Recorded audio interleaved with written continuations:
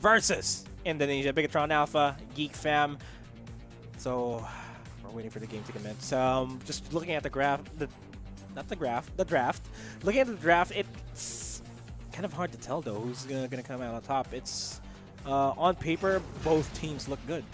Yeah, I'm leaning a little bit more towards Geek Fam ID here because Bigetron Alpha running that Popol and Koopa tank or Popol and Koopa support, something that we have seen in the past, it isn't exactly a safe bet to go for or a safe lineup to go for because of it just having the Popol and Koopa there.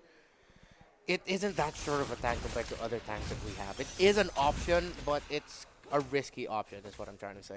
Very risky option, and Bigetron, typically we'd see a lot of these guys go for the early wave clear. Bigetron clears the wave immediately and really challenges the jungle here for Geek Fam just to delay Baby Ruka in his item spikes, but Ren V and Frizz will force Dreams back and away from their jungle as a little bit of normalcy comes back here in this game.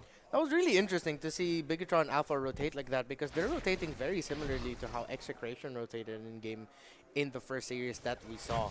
So now we're just seeing a slow laning phase and everyone's just trying to feel out the map and the rotations right now. Good positioning there by Dreams to try to get an idea of how Geek Fam is rotating around the map, but little does he know that they're going for more bot side pressure here, knowing that they have to bully the Tams just a little bit to give a Xuan on that Lapu Lapu a little bit more room to excel here, because if they can give that to Lapu Lapu, slow down the rotation of the Tams, they're going to have themselves a good 4-man rotation for skirmishes in the Lunox Akai, Lapu Lapu, and that Isan Shin.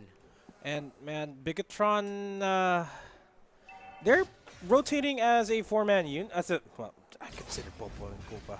There's another fourth member here. So a 5-man unit. A 5-man unit. Yeah, they're rotating across the map. They really want to make sure that they get the early advantage. Zun's gonna get shushed out of that pixel brush there, and yeah, it's a little bit of a stalemate here. We're not gonna be seeing any action until the turtle spawns. That's how I'm seeing this entire game.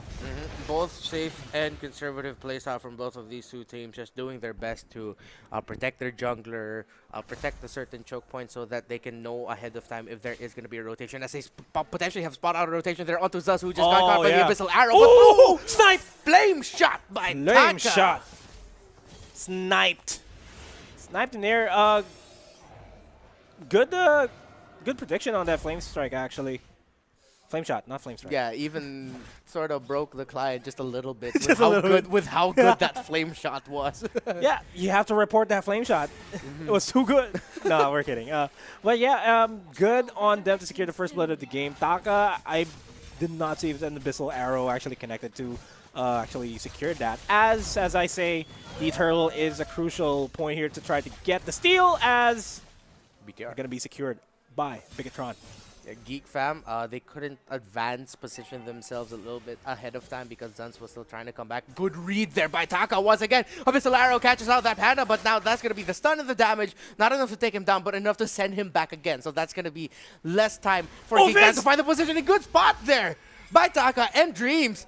This dynamic duo in mid is just controlling the mid lane for BTR. Order of Brilliance committed just to escape the potential death that almost got handed on to Frizz. And yeah, this is what Geek Fam needs to watch out for. They should be very careful in their positioning because Bigetron, they know for a fact that, hey, Geek Fam, we know you like playing in bushes.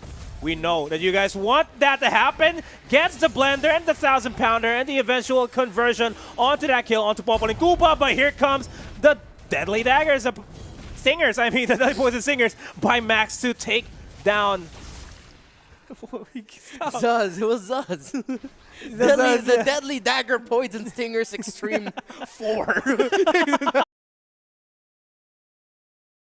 V and Baby Ruka now try to get control here over the top side. And now we're seeing once again the importance of where the supports are at times, where they are in the shrubs, and how they're positioning themselves to control key choke points in the map. Geek Fam and Bigetron are doing that so well. For the first few minutes, we were seeing Bigetron do that really, really well. Now we're seeing Geek Fam do that to be able to get a small win there. But however, it was Zuz that got taken out, but they were able to secure that first opening kill for them because of that. Yeah, and this is Bigetron slowly. This is Bigetron slowly but surely securing the Geek Fam. Doesn't get as much money as they want. As long as they get the early item spike in the early game, they should be able to shut down Geek as they secure another kill there. Over to the bottom lane and equalizes the scoreboard. Again, they needed to do that so that they can have more presence, a better presence and a better shot at taking this turtle here to take out that Tom. Now Bigetron won't be able to advance position themselves too deep to check that out.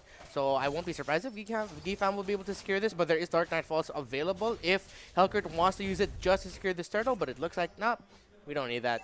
I think the Dark Knight Falls is going to be saved just for, the classic way to play a Hellkurt. You're gonna have to start split pushing.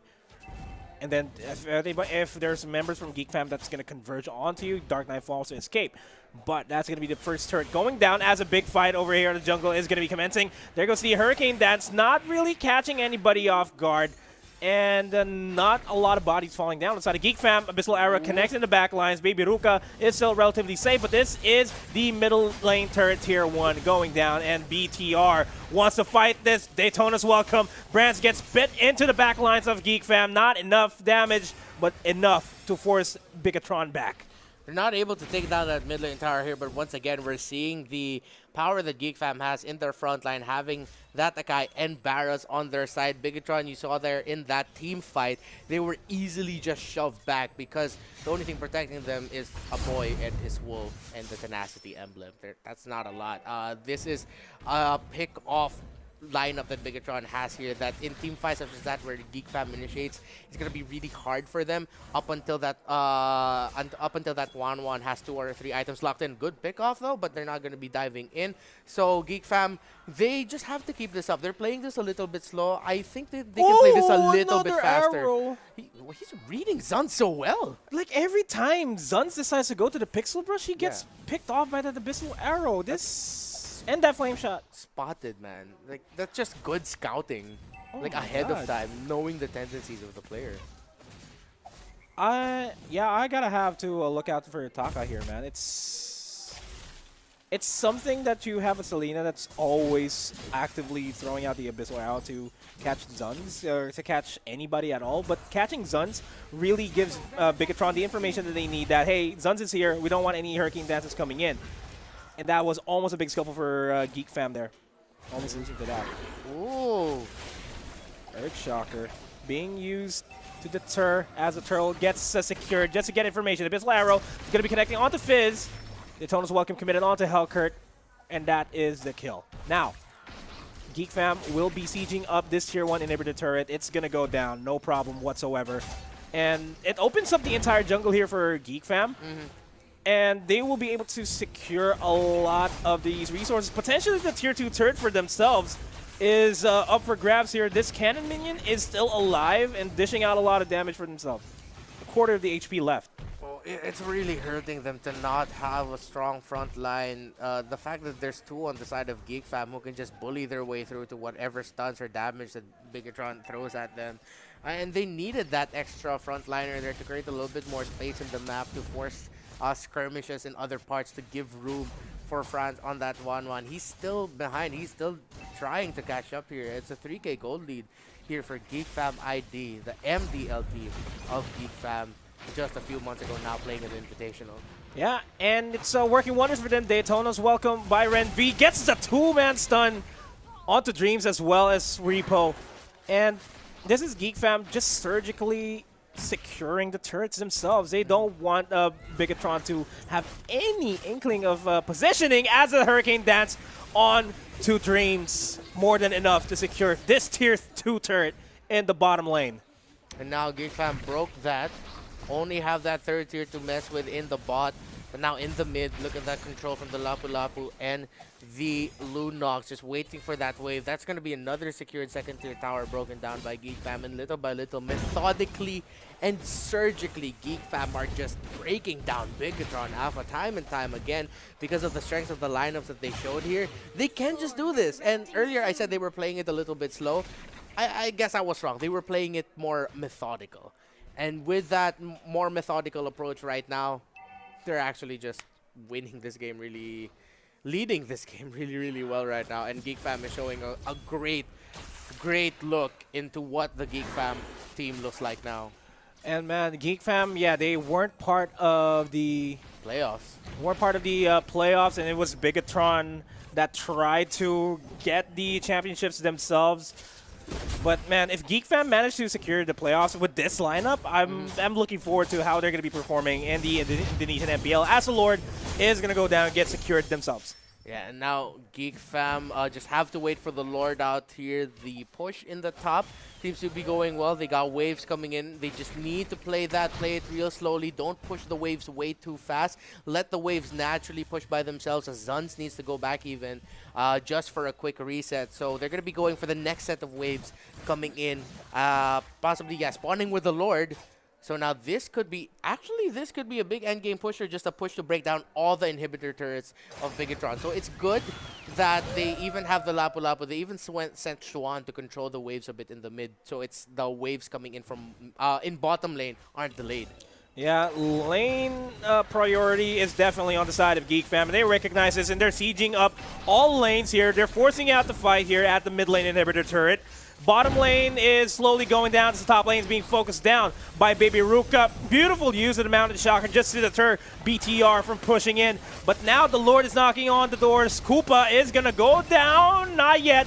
Turtle is going to get used. They're going to use the Hurricane Dash to deter everybody. And this game number 1 is going to go potentially to Geek Fam. The defense is still up here for BTR, but they gave up. That's game number 1 going to the side of Geek Fam. Man, really just looking at it, I feel like it was a big draft win for Geek Fam Indonesia, considering us looking back at the lineup again of Bigetron Alpha, they barely had any minion wave clear. Yeah.